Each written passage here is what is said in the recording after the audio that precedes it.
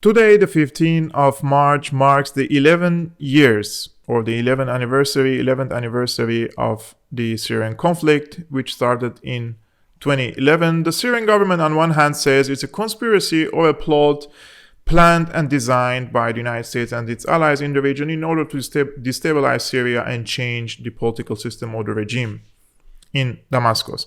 On the other hand, the Syrian opposition, or the so-called Syrian opposition, say that no, this was a popular revolution against a tyrant, against a dictator, and we want to install a democratic regime in Syria. Now, regardless of the definition or the nature of the conflict in Syria, I think we all agree that what happened after 11 years of war in Syria was the Syrian version of Nakba. Because Syrians, first of all, they lost their security. Syria was one of the most secure and stable places in the entire Middle East before the war. And they lost their food self-sufficiency. For example, Syria was not only self-sufficient, but also it used to export food, wheat, cotton, lots of things to the outside world. Now, the people are barely able to secure their daily basic necessities and food for their infants, for their kids, for their children, etc. Just for you to know, it has become a dream for a Syrian to buy a chicken in Syria. The other thing that the Syrians lost also their energy self-sufficiency, because Syrians had enough fuel and gas for their energy needs before the war, and they used also to export barrels of fuel to the outside world, and now they are barely able to secure a few hours of electricity per day and very little or few gallons of fuel for their vehicles, let alone the manufacturers that needs a lot of energy, let's say, resources. They lost their economy. The Syrian economy was thriving. The GDP was rising before the war. And Syria has become a very good example for the industrialization. Syria has become a really industrialized country, especially in Aleppo, Homs, and Damascus. And they used to export lots of goods and products to the outside world. The borders were abolished and taxes were abolished between Syria and other regional countries. But after the war, I don't think there is 10% of the Syrian economy left. It has become even below zero now. However, most importantly, I think also they lost their sovereignty. Syria was a very sovereign country before the war. It has its alliances, of course, but nobody was able to dictate anything on Syria. And until this moment, nobody is able to dictate. However, there are spheres of influence in Syria, right? Starting from the United States, that occupies 1/3 of the country in the eastern shores of the Euphrates. In the north, you have the Turkish occupation of the north and Idlib. In the south, you have Al Tanaf, also by the United States. And additionally, you have the Golan Heights by Israel. And above all this, the friends of Syria, such as Iran and Russia, they have influence over Syria. And their role is more or less positive. However, it remains an influence. So the sovereignty of Syria needs now to be repaired after the war. However, there are many areas and geographies that are still under the occupation of whether outside forces such as the United States and Turkey and Israel, or by proxy forces such as the Syrian Democratic Forces or the Turkish-backed terrorists. Now, if you ask me, what was the nature of this conflict? I would say it was a combination of a conspiracy and a theocratic uprising. Number one, conspiracy. A conspiracy is a plan by a third party or parties that they plot against another country without telling specifics about the plan or talking about it publicly. And this is what happened in Syria in 2011 up until 2012, when we figured out, or we understood, that the CIA program to destabilize Syria or change the regime in Syria was called Timber Sycamore. And the CIA's program was one of the costliest secret programs in the history of the United States. And they have spent over $1 billion in order to arm and train and support, whether through logistics or through intelligence or military means, the so-called rebels in Syria.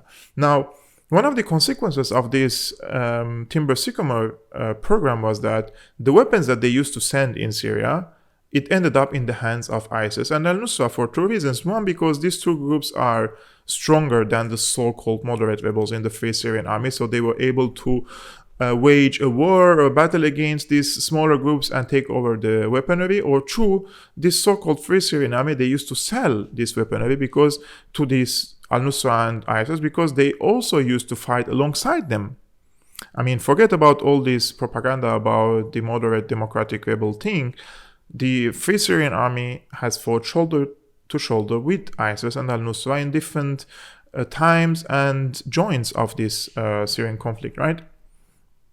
And don't forget that ISIS was in charge or control of 50% of Syria's oil refineries in the eastern shores of the Euphrates, and they used to sell this oil to Turkey, and then from Turkey they used to get the cash and pay for whoever is providing them with weaponry. Now, so this is the conspiracy part. The other part was a theocratic uprising. Yes, there were people who protested with tens of thousands of people against the government. However, the forces behind organizing the protests were, the vast majority of them were either from the Muslim Brotherhood or from the Islamists. 99% of the protests in Syria started from the mosques, and they were the sheikhs or the imams, or call them whatever you want, who were the ones calling for the people to protest against the government. And these imams were sold out, whether to Turkey or to Qatar or to Saudi Arabia. And these three countries have an ideological influence and leverage over or on these imams, and they were able to manipulate the people through them, right? Now, the Syrian opposition says this is wrong. What you're saying, Kevork, is wrong, and we have made a popular revolution in Syria. Okay, in order for you to do a popular revolution in Syria, the first condition should be, there should be, number one precondition, a national popular will. Was there a national popular will in Syria in 2011 to change the government? The simple answer is no, because the economy was thriving, the unemployment was very on the minimum level. And so there was an economic stability, there was a social stability, there was a security stability. Political level, I agree, Syria should have made major reforms in the political system. However, that alone was not an excuse to destroy half the country and invite all the so-called friends of Syria who are from Israel, United States, France, Britain, Saudi Arabia, Turkey, Qatar, name it, right? So they all spent billions there.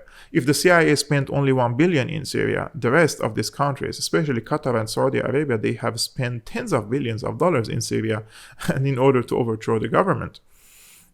So please do not, my message to these people, do not try to insult our intelligence. All these countries didn't provide with tens of billions of dollars to you for you to create a democratic system in Syria. No, they wanted to overthrow the government for a few reasons. One, because the foreign policy of the Syrian government goes against the Washington's hegemony in the region. In the past few decades, Syria was saying no to the American hegemony in the region, and it was saying no to a surrender deal with Israel. It insisted that if there is any peace deal between Syria and Israel, it should be after a full withdrawal of Israel from all the territories it has occupied after the 4th June of 1967 war, and also, so according to international law, and the return of the refugees, the Palestinian refugees, dismantling of the illegal settlements on the Palestinian territories, and to return the Golan Heights. These were the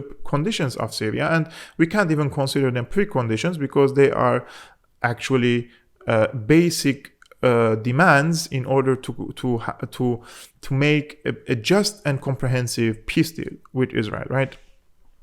Now, the second thing is, if this was a popular democratic revolution, so the country was at certain times was occupied, half the country was occupied by the rebels, right? The democratic rebels, as they claim. So how did these areas end up? Was there any democratic rule? Was there any rule of law? Was there any human rights in these areas? The answer is no. All these areas were either turned into an Islamic caliphate or an Islamic emirate, and they, instead of civil laws, they were Sharia laws and even Sharia courts. I ask you, if you find one place in Syria where the so-called rebels occupied in the past 11 years and they have established a democratic rule, just show me. And the perfect model or the example now is Idlib. Idlib is occupied by the Syrian opposition. According to the West, how does Idlib look like? It is a Tora Bora. It is Al-Qaeda nest. It is the largest safe haven of Al-Qaeda terrorists in the entire world. Don't take my words. It's the assessment of the Pentagon, right?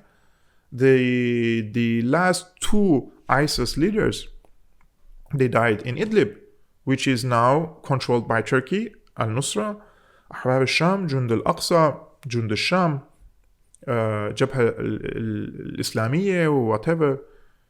So there are many groups of them. So where is the model of the democracy? If they are really claim that they want to create a democratic rule, I mean, of course, in the people who fought against the government are all Islamists. Like 99% of them are Islamists. But of course, you will see people with suits and ties on TVs talking about democracy and human rights. But these people, they live either in Paris, they live in London, they live in Berlin here, they live in Doha, Ankara, Saudi Arabia, but not in Syria. They have no influence in Syria. If they go to Syria nowadays, let's say Assad is gone, and they go to Syria, who will receive them? Do you think the Islamists will let them to rule Syria? I mean, let's be real about it, right? I just want to make a very small comparison between the Syrian case and the Ukrainian case right now, because I was thinking about this for a few days. For an argument's sake, if Syria has fallen in the past years and the government was overthrown and been replaced by the American proxies in Syria, what would have happened now to Russia? Because one of the excuses, or one of the reasons that the Syrians say that the Americans launched this war and the Qataris were very excited to launch this war against Syria, was that Qatar wanted to extend a gas pipeline from Qatar through Syria, and from Syria to Turkey, and from Turkey to Europe. So now, during these tough times, when Russia is using its economic leverage and power over Europe and the United States in order to deter them from further escalation in Ukraine, if Syria has fallen, don't you think that Qatar was able to extend this gas pipeline to Europe and replace the European need to the Russian gas? And therefore, Russia would have lost one of the strongest and the most important economic cards, which has geopolitical implications during this conflict in Ukraine. In my opinion, yes, if Syria had been fallen in the past years, we would have seen today Russia lost its cards, and it has become a toothless power, not able to to show its muscles to the Europeans and to the Americans, and therefore it was easier for the Americans and the Europeans to provoke Russia and even escalate more in Ukraine, well knowing that Russia cannot cut its gas supplies to Europe, because there will be an alternative source that until this moment Europeans and the Americans aren't able to find, because of, I think, what happened in Syria in the past 11 years. So, what do you think about my assessment of this situation in the past 11 years? Let me know your opinions in the comment section. I read all of them. And if you're new, please consider subscribing and hit the like button. It really helps me with the algorithm of YouTube. And if you want to support my independent commentary work on YouTube, you can become a patron. Link in the description below, and see you next time.